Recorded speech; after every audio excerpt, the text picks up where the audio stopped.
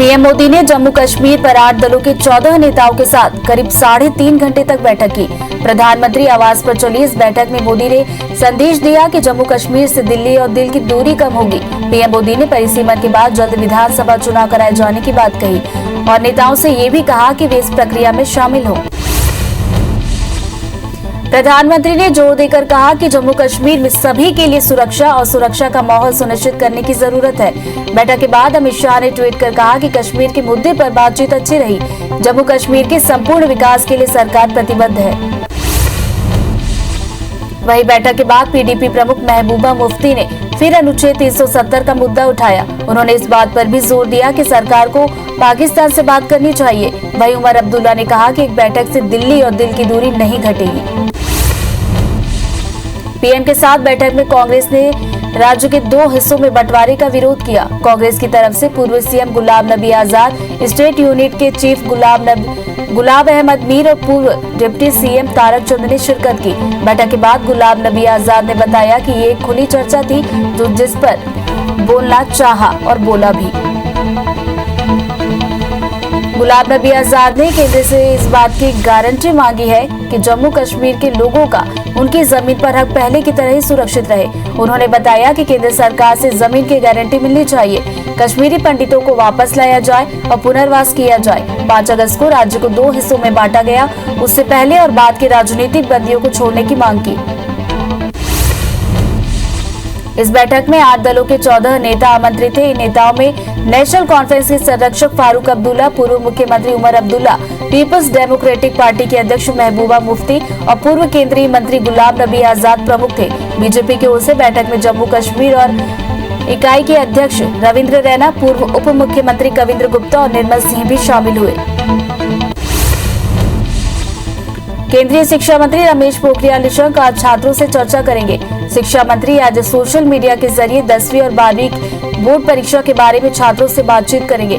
बता दें कि पहले भी निशंक छात्रों से बातचीत कर उनसे सुझाव लेते रहे हैं। रक्षा मंत्री राजनाथ सिंह ने कर्नाटक के कारवार में भारतीय नौसेना के प्रोजेक्ट सीबर्ड का सर्वेक्षण किया। इस दौरान उनके साथ नौसेना प्रमुख एडमिरल करमबीर सिंह भी मौजूद रहे। इसके साथ उन्होंने जवानों को संबोधित करते हुए कहा कि भारतीय नौसेना ने कोविड में जो अपना योगदान दिया है उसकी प्रशंसा पूरी दुनिया में हो रही है।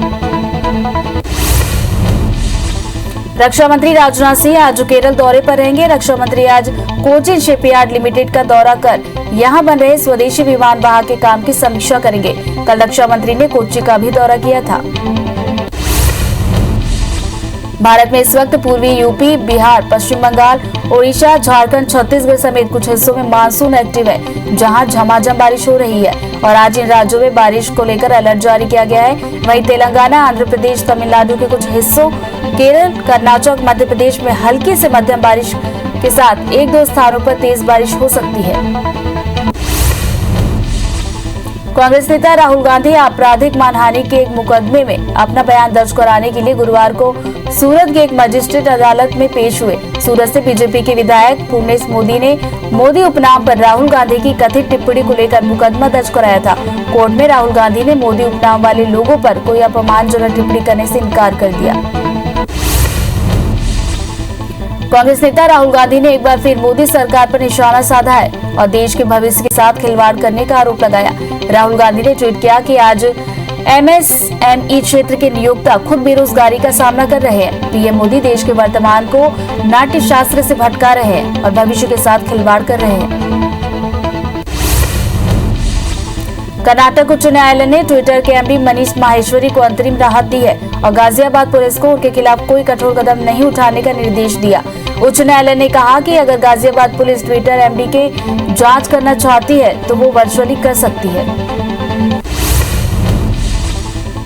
भारत के राष्ट्रीय सुरक्षा सलाहकार अजीत डोभाल ने तजाकिस्तान में एससीओ यानी शंघाई कॉरपोरेशन ऑर्गेनाइजेशन की बैठक में पाकिस्तान की पोल खोली है। उन्होंने एससीओ से पाकिस्तान की जमीन से ऑपरेट किए जा रहे आतंकी संगठनों लश्कर-ए-तैयबा और जैश ए मोहम्मद के खिलाफ एक्शन प्लान की अपील की। उन्होंने इसे एससीओ के फ्रेमवर्क में शामिल किए जाने की मांग उठाई। गूगल के साथ मिलकर रिलायंस जियो ने भारत का सबसे सस्ता 4G स्मार्टफोन तैयार कर लिया है। रिलायंस इंडस्ट्रीज के चेयरमैन मुकेश अंबानी ने 44वें AGM के दौरान इस फोन को गणेश चतुर्थी यानी 10 सितंबर को मार्केट में लॉन्च करने की घोषणा की है। बताया जा रहा है कि Jio phone next Android operating system पर चलेगा। AGM में बताया गया कि स्मार्टफोन में बेहतरीन कैमरा और एंड्रॉइड अपडेट भी मिलेंगे, यानी यूजर्स गूगल प्ले से भी ऐप्स डाउनलोड कर सकेंगे। हालांकि जियो फोन नेक्स्ट की कीमतों के बारे में अभी कंपनी ने खुलासा नहीं किया है, लेकिन एक्सपर्ट्स का मानना है कि इसकी कीमत काफी कम रखी जाएगी और ये स्मार्टफोन गेम चेंजर साबित हो सकते हैं। गुरुवार को एक बार फिर सोने चांदी की कीमतों में फिसलन दर्ज की गई। पिछले एक हफ्ते से लगातार सोने चांदी की कीमतों में गिरावट जारी है। India Boolean and jewellers association के मुताबिक गुरुवार की सुबह सोने की कीमत में 154 रुपए और चांदी की कीमत में 125 रुपए की टूट दर्ज की गई। इस गिरावट के बाद दिल्ली के बाजार में 999 शुद्धता वाले 24 कैरेट सोने की कीमत 47,000 रुपए प्रति 10 ग्राम पर पहुंच गई। WHO ने आगाह किया है कि अगर मौजूदा चलन जारी रहा तो कोविड-19 का डेल्टा वेरिएंट के अन्य वेरिएंट के मुकाबले ज्यादा हावी होने की आशंका है। WHO की ये चेतावनी ऐसे समय आई है जब 85 देशों में इस वेरिएंट के मिलने की पुष्टि हुई है और दुनिया के अन्य देशों में भी इसके मामले सामने आते जा रहे हैं। WHO का कहना है कि जहां वैक्सीनेशन की रफ्तार सुस्त है, वहां ये वेरिएंट तेजी से संक्रमण फैला सकता है। दुनिया भर में कोरोना के मामले 18 करोड़ 7 लाख को पार कर गए। वहीं अब तक 39,15,000 मरीजों की मौत हुई है। दुनिया भर के 16 करोड़ 54 लाख मरीज कोरोना को हराकर स्वस्थ हो चुके हैं। वहीं दुनिया भर में एक्टिव मामले 1 करोड़ 14 लाख के पार पहुंच गए। कुछ देशों में 2 चरण की वैक्सीनेशन के बाद छूट की सीमा बढ़ा दी गई। देश में एक दिन में कोरोना केस 51,225 तक पहुंच गए, जिससे कुल आंकड़ा 3 करोड़ 1 लाख के पार पहुंच गया। वहीं 1,354 नई मौत से अब तक 3,93,000 मरीजों की मौत हो चुकी है। पिछले 24 घंटे में 63,674 मरीजों को ठीक होकर डिस्चार्ज हुए। वहीं 6,07,000 एक्टिव मरीजों का इलाज जारी है। केरल में एक दिन में 12,078 नए केस से आंकड़ा 28,54,000 को पार कर गया। वहीं 136 मौत से अब तक 12,582 मरीजों की मौत हो चुकी है। 11,469 मरीज डिस्चार्ज होने से अब तक 27,41,000 लोग स्वस्थ हुए। वहीं एक्टिव मरीजों की संख्या 99,000 पहुंच गई है। राज्य में वीकेंड लॉकडाउन में प्रशासन ने सख्ती जारी रखी हुई है। मध्य प्रदेश में 62 नए केस के साथ अब तक 7,89,000 मरीज मिले हैं। प्रदेश में 22 मरीजों की मौत से कुल आंकड़ा 8,849 पहुंच गया। 24 घंटे में 255 मरीज डिस्चार्ज होने से कुल आंकड़ा 7,79,000 को पार कर गया। राज्य में एक्टिव मरीजों की संख्या घटकर 1,280 पहुंच गई। राजधानी भोपाल में 15 और इंदौर में 10 नए केस सामने आए। छत्तीसगढ़ में कोरोना के 317 नए मामलों से कुल आंकड़ा 9,92,000 को पार कर गया। वहीं राज्य भर में 8 मौत से अब तक 13,415 लोग अपनी जान गंवा चुके हैं। 605 मरीजों के डिस्चार्ज होने से कुल आंकड़ा 9,71,000 को पार कर गया। वहीं एक्टिव मरीजों की संख्या घटकर 7,314 पहुंच गई है। राजधानी रायपुर में 18 नए केस सामने आए।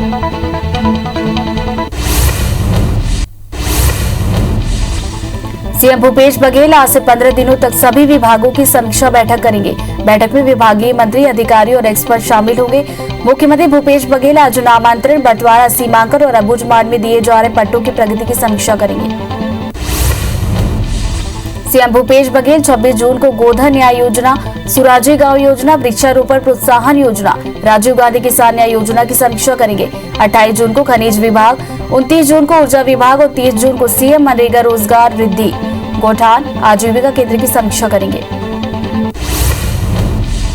1 जुलाई को सीएम स्वास्थ्य विभाग के कार्यों की समीक्षा करेंगे, तो वहीं 2 जुलाई को गृह विभाग की बैठक लेंगे। 3 जुलाई को खाद्य विभाग और मार्कफेड की बैठक लेंगे, तो 5 जुलाई को लोक स्वास्थ्य यांत्रिकी और जल संसाधन विभाग। इसी तरीके से 6 जुलाई को संस्कृति, पर्यटन, शिक्षा विभाग की समीक्षा करेंगे। आज बीजेपी के राष्ट्रीय महामंत्री दुष्यंत कुमार गौतम महासमुंद के दौरे पर रहेंगे, जहां दुष्यंत कुमार जिला पदाधिकारियों और मंडल प्रभारियों की बैठक लेंगे। बैठक में कार्यों की समीक्षा की जाएगी और आगे की रणनीतियों पर चर्चा होगी। रायपुर में आज सीएम भूपेश बघेल के मार्गदर्शन में पौधा तू हर द्वार कार्यक्रम का शुभारंभ किया गया। इस दौरान वन विभाग ने 2 करोड़ 27 लाख पौधे बांटने का लक्ष्य रखा है। वन विभाग की ओर से पौधा वितरण कार्यक्रम आयोजित किया गया। आज दोपहर 2 बजे वन मंत्री मोहम्मद अकबर पौधे से भरी गाड़ी को हरी झंडी दिखाकर रवाना करेंगे।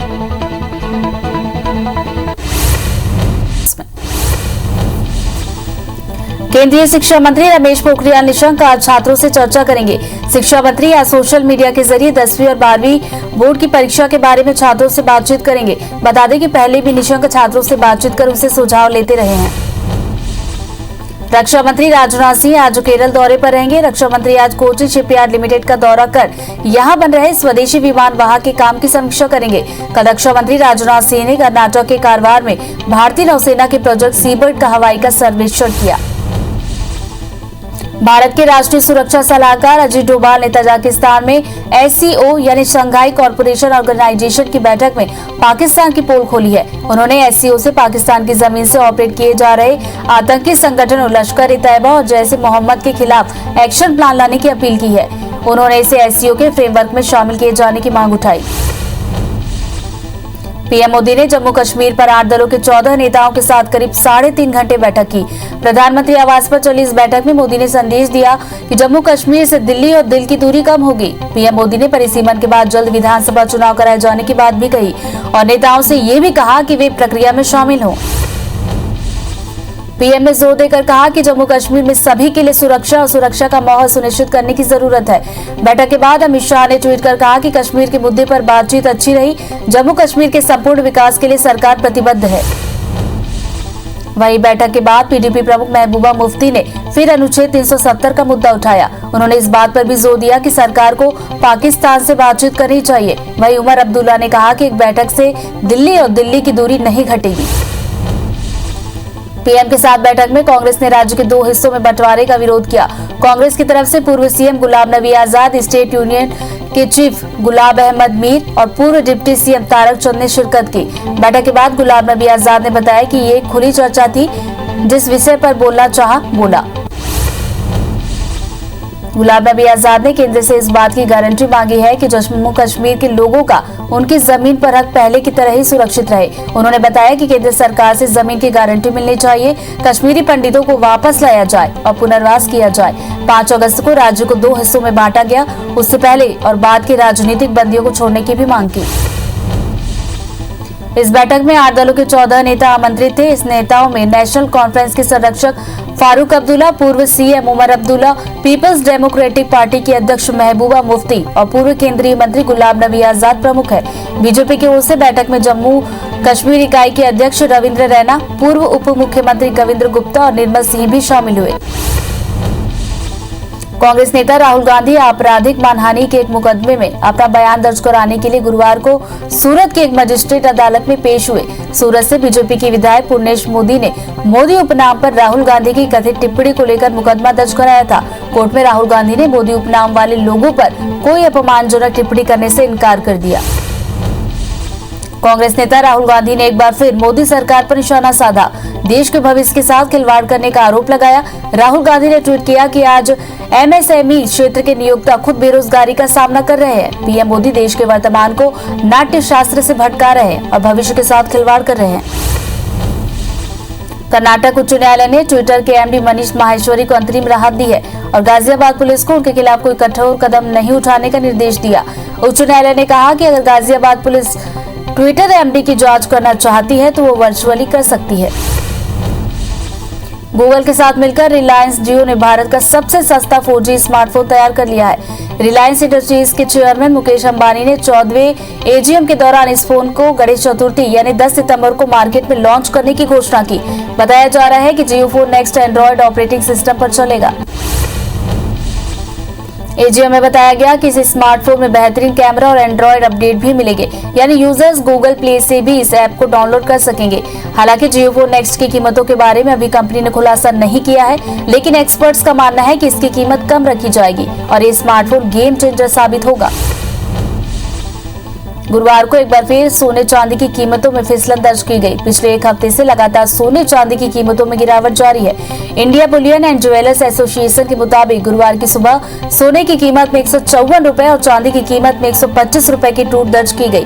इस गिरावट के बाद दिल्ली के बाजार में 999 शुद्धता वाले 24 कैरेट सोने की कीमत 47,000 रुपए प्रति 10 ग्राम पर पहुंच गई। भारत में इस वक्त पूर्वी यूपी, बिहार, पश्चिम बंगाल, उड़ीसा, झारखंड, छत्तीसगढ़ समेत कुछ हिस्सों में मानसून एक्टिव है, जहां झमाझम बारिश हो रही है और आज इन राज्यों में बारिश का अलर्ट भी जारी किया गया। वहीं तेलंगाना, आंध्र प्रदेश, तमिलनाडु के कुछ हिस्सों, केरल, कर्नाटक, मध्य प्रदेश में हल्की से मध्यम बारिश के साथ एक दो स्थानों पर तेज बारिश हो सकती है। अयोध्या में जमीन घोटाले के आरोपों के बाद आरएसएस और श्री राम जन्मभूमि तीर्थ क्षेत्र ट्रस्ट की गुरुवार को मुंबई में एक इमरजेंसी बैठक हुई। इस बैठक में करीब 2 घंटे से ज्यादा देर तक चर्चा चली।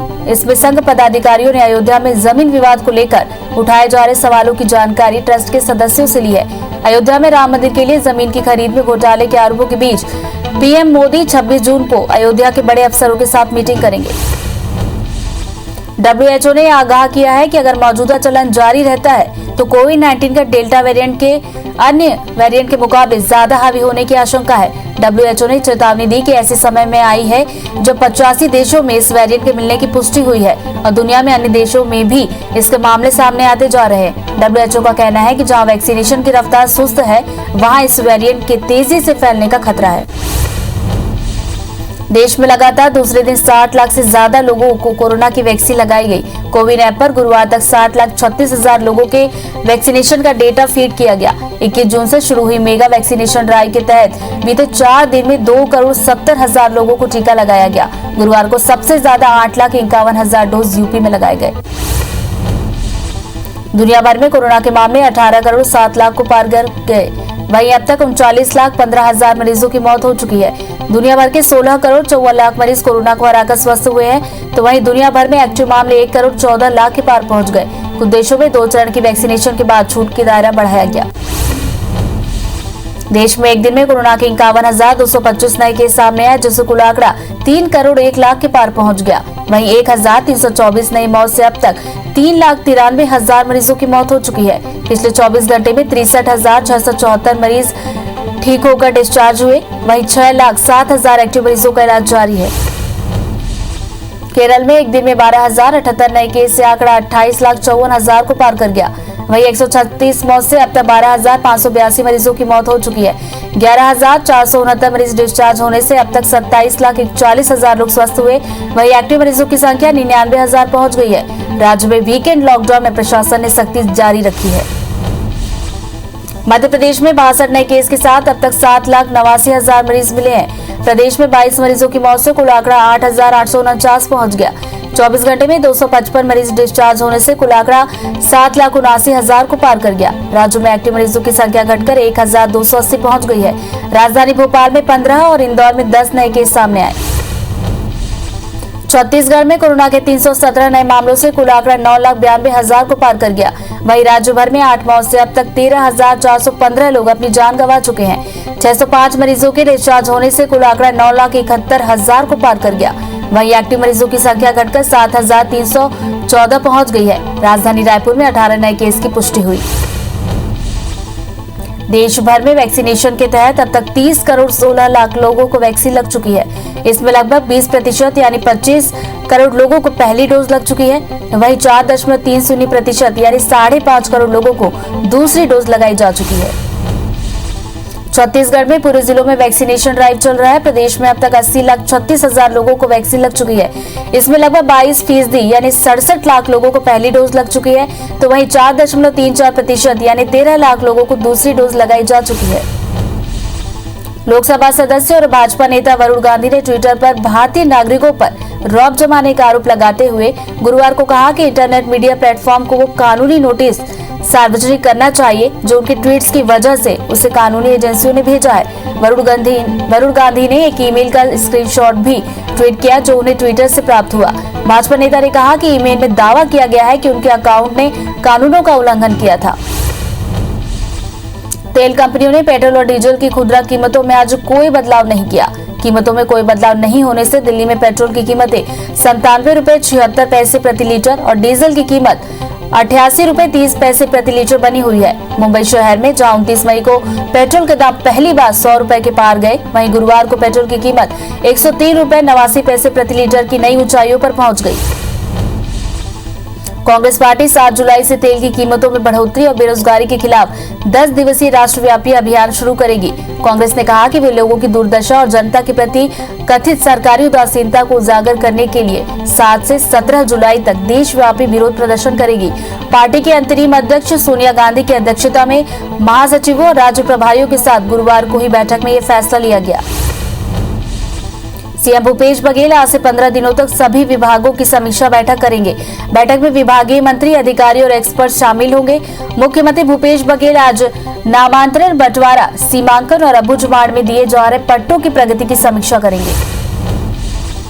इसी क्रम में सीएम भूपेश बघेल 26 जून को गोधा न्याय योजना, सुराजी गांव योजना, वृक्षारोपण प्रोत्साहन योजना, राजीव गांधी किसान न्याय योजना की समीक्षा करेंगे। 28 जून को खनिज विभाग, 29 जून को ऊर्जा विभाग और 30 जून को सीएम मनरेगा रोजगार वृद्धि, गौठान आजीविका केंद्र की समीक्षा करेंगे। 1 जुलाई को सीएम स्वास्थ्य विभाग के कार्यों की समीक्षा करेंगे, तो वहीं 2 जुलाई को गृह विभाग की बैठक लेंगे। 3 जुलाई को खाद्य विभाग और मार्कफेड की बैठक लेंगे। 5 जुलाई को लोक स्वास्थ्य यांत्रिकी और जल संसाधन विभाग, 6 जुलाई को संस्कृति, पर्यटन, शिक्षा विभाग की समीक्षा की जाएगी।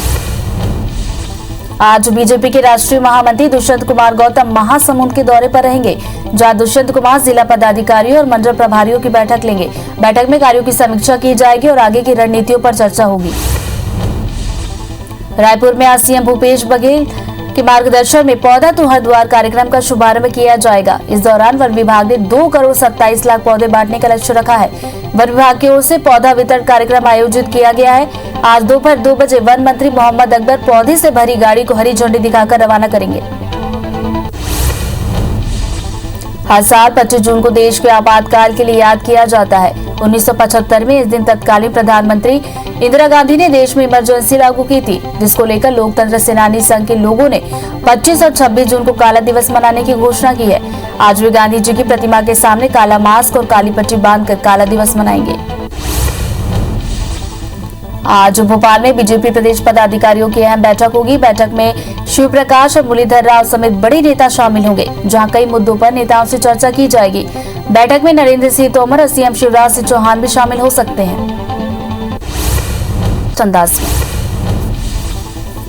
मध्य प्रदेश में ट्रांसफर पॉलिसी जारी की गई है, जिसमें 1 जुलाई से 31 जुलाई तक ट्रांसफर होंगे। पहले अनुसूचित क्षेत्रों के खाली पद भरे जाएंगे। कोरोना से गंभीर बीमार होने वालों को पहली प्राथमिकता दी गई है। राज्यसभा सांसद ज्योतिरादित्य सिंधिया ने शिक्षा मंत्री रमेश पोखरियाल निशंक को पत्र लिखा है। इसमें उन्होंने जीवाजी विश्वविद्यालय को केंद्रीय विश्वविद्यालय का दर्जा दिलाने की मांग की है, जिससे छात्रों को नई शिक्षा नीतियों का लाभ मिलेगा और रोजगार के नए अवसर भी बनेंगे। एमपी के ऊर्जा मंत्री प्रद्युम्न सिंह तोमर ने ग्वालियर में विद्युत सब स्टेशन का जायजा लिया। मंत्री जी मौके पर बिजली सुधरवाने के लिए विद्युत सब स्टेशन पर ही खाट डालकर लेटे रहे। बता दें कि 50 से ज्यादा घरों में बिजली का फॉल्ट था, जिसकी शिकायत मिलने पर तोमर विद्युत सब स्टेशन पहुंचे थे। जबलपुर हाईकोर्ट के नए जजों का शपथ ग्रहण समारोह आज होगा। Chief justice Mohammad Rafiq high court के 6 नए जजों को आज शपथ दिलाएंगे। बता दें कि 18 जून को जारी किए गए नए जजों की नियुक्ति अधिसूचना जारी हुई थी, जिसके 6 दिन बाद आज सभी जज शपथ लेकर पदभार ग्रहण करेंगे। भोपाल में आशा उषा कार्यकर्ता का धरना खत्म हो चुका है। संगठन की प्रदेश अध्यक्ष लक्ष्मी कारो की गिरफ्तारी के बाद धरना खत्म किया गया। लक्ष्मी कारो ने कहा कि उन्हें एनएचएम से मांगे पूरी करने का आश्वासन मिला है। अगर ऐसा नहीं हुआ तो बड़े स्तर पर हड़ताल शुरू की जाएगी। अनूपपुर जिले की 3 नवगठित नगर परिषद बनगवा, डोला और डूमर कछार में कर्मचारियों की भर्तियों को लेकर यूथ कांग्रेस ने घोटाले का आरोप लगाया। यूथ कांग्रेस के कार्यकर्ताओं ने नगर परिषद का घेराव कर प्रशासन के खिलाफ जमकर नारेबाजी की। कार्यकर्ताओं का आरोप है कि रिश्वत लेकर अधिकारियों ने अपने रिश्तेदारों की भर्ती कर ली है। बलरामपुर जिले में IBC 24 की खबर का एक बार फिर असर हुआ। करोड़ों रुपए की लागत से बन रही मुख्यमंत्री ग्रामीण सड़क की जांच करने के लिए लुंड्रा विधायक प्रीतम राम और अंबिकापुर से विभाग के अधिकारी मौके पर पहुंचे और जायजा लिया। साथ ही लापरवाही बरतने पर सड़क को उखड़वाने के निर्देश दिए। ग्वालियर में सरकारी अमला 3 महीने तक संक्रमण रोकने में लगा रहा। इसी दौरान सीएम हेल्पलाइन में लोगों ने बिजली, पानी और दूसरे मुद्दों को लेकर 15,000 से अधिक शिकायतें दर्ज कराई हैं, जिसमें 13,000 से अधिक शिकायतों का निराकरण पेंडिंग है। सर्वाधिक 2,529 खाद्य विभाग की शिकायतें हैं, जिसके निराकरण में अफसरों के पसीने छूट रहे हैं। रायपुर पुलिस ने 2 थाना क्षेत्र के 80 लाख कीमत का 800 किलो गांजा जब्त किया। मंदिर हसौद में 1 क्विंटल गांजे के साथ 7 आरोपी को गिरफ्तार किया गया। गांजा मलकानगिरी से एमपी ले जाया जा रहा था। वहीं सरस्वती नगर के कोटा इलाके में खड़े ट्रक से 7 क्विंटल गांजा जब्त किया गया। सभी आरोपियों पर एनडीपीसी एक्ट के तहत कार्रवाई की गई। धमतरी जिले में रेत का अवैध कारोबार जोरों के साथ चल रहा है। जिले में 15 जून के बाद रेत खदानों से रेत का खनन बंद हो गया। वहीं प्रशासन ने 60 जगहों पर रेत भंडारण की अनुमति दी है, जहां पुराने पीट पहाड़ से रोजाना सैकड़ों हाईवा से रेत का अवैध परिवहन हो रहा है, जिससे शासन को रोजाना लाखों रुपए राजस्व की हानि हो रही है। मामले में विपक्ष ने राज्य सरकार पर संरक्षण का आरोप लगाया। जांजगीर चांपा के शिवरी नारायण में महानदी के किनारे अवैध कब्जा को प्रशासन ने बुलडोजर से हटाया। इस दौरान कब्जाधारियों और पुलिस में झूमा झटकी भी देखी गई। यहां पर्यटन विकास के लिए रामवन गमन पथ के तहत विकास कार्य होना है। ग्वालियर के पीडब्ल्यूडी कार्यालय में पदस्थ चौकीदार की संदिग्ध परिस्थितियों में मौत हो गई। उसका शव पीडब्ल्यूडी कार्यालय की छत पर पड़ा मिला है। वहीं मौके पर पहुंची पुलिस और फॉरेंसिक टीम ने जांच पड़ताल के दौरान चौकीदार की गला दबाकर हत्या करने की आशंका जताई है। बिलासपुर में 26 वर्षीय खुशबू विश्वकर्मा ने ग्रीन गार्डन कॉलोनी के अपार्टमेंट के 4थे माले से कूदकर जान दे दी। पुलिस ने बताया कि युवती लॉकडाउन के पहले एक दुकान में काम करती थी, लेकिन बीते कुछ दिनों से कोई जॉब नहीं कर रही थी। परिजनों और अपार्टमेंट के लोगों से पूछताछ के साथ सीसीटीवी भी खंगाली जा रही है। इधर शव का पंचनामा कर पीएम के लिए भेज दिया गया। रायपुर के अमानाका में निगम के रिटायर्ड इंजीनियर पारसनाथ पाठक ठगी का शिकार हो गए। हालांकि साइबर सेल ने 3 शादी ठगों को झारखंड के जामताड़ा से गिरफ्तार कर लिया। इंजीनियर से बैंक अधिकारी बनकर केवाईसी अपडेट के नाम पर पूरा डिटेल लिया गया। इंजीनियर के बेटे पुलकित ने अमानाका थाने में ठगी की रिपोर्ट दर्ज कराई है। श्योपुर शिवपुरी हाईवे पर कूनू रेस्ट हाउस के पास पुलिस ने गोवंश से भरा एक कंटेनर पकड़ा है, जिसमें करीब 35 बछड़े भरे हुए थे। पुलिस ने क्लीनर को गिरफ्तार किया, जबकि ड्राइवर अंधेरे का फायदा उठाकर भाग गया। पुलिस ने आरोपित के खिलाफ पशु क्रूरता अधिनियम के तहत मामला दर्ज कर जांच शुरू कर दी है। दिग्गज एक्ट्रेस शबाना आजमी ऑनलाइन ठगी का शिकार हुई है। गुरुवार को ट्विटर पर शबाना ने खुद इस बात की जानकारी दी। शबाना आजमी ने एक शराब की दुकान से सामान ऑर्डर किया था। सारी जानकारी साझा कर एक्ट्रेस ने बताया कि उन तक रसीद में लिखा सामान अब तक नहीं पहुंचा है। साथ ही बताया कि वो उस दुकान पर फोन भी कर रही हैं, लेकिन उनकी कॉल कोई रिसीव नहीं कर रहा। कर्नाटक के मैसूर के काबिनी डैम में वन विभाग की टीम ने 2 टन कचरा निकाला। बताया जा रहा है कि कचरे के कारण इलाके का वाटर लेवल प्रभावित हो रहा था, जिसके बाद से वन विभाग की टीम ने सफाई अभियान चलाया। ब्रिटेन सरकार ने जंक फूड के विज्ञापन सुबह 5:30 बजे से रात 9 बजे तक टीवी आदि पर प्रसारित करने पर रोक लगाने का फैसला लिया। बच्चों को मोटापे रोकने के लिए सरकार ने ये कदम उठाया। सरकार का मानना है कि ये उपाय देश को फिट रखने और सेहतमंद रखने के लिए लिया गया है। छत्तीसगढ़ में बारिश को लेकर अलर्ट जारी किया गया है। यहाँ मौसम विभाग ने 14 जिलों में भारी बारिश को लेकर अलर्ट जारी किया है। बिलासपुर संभाग के जिलों में भारी बारिश को लेकर अलर्ट जारी किया गया। वहीं रायपुर में भी सुबह से काले बादल छाए हुए हैं। मध्य प्रदेश में बारिश के कारण कई इलाकों में आंधी तूफान और जलभराव की स्थिति बनी हुई है। भोपाल में भी बीती रात तेज बारिश हुई। मौसम विभाग ने अगले 24 घंटों के लिए अलर्ट जारी किया है। शहडोल, कटनी, सिवनी समेत 12 जिलों में येलो अलर्ट जारी किया गया।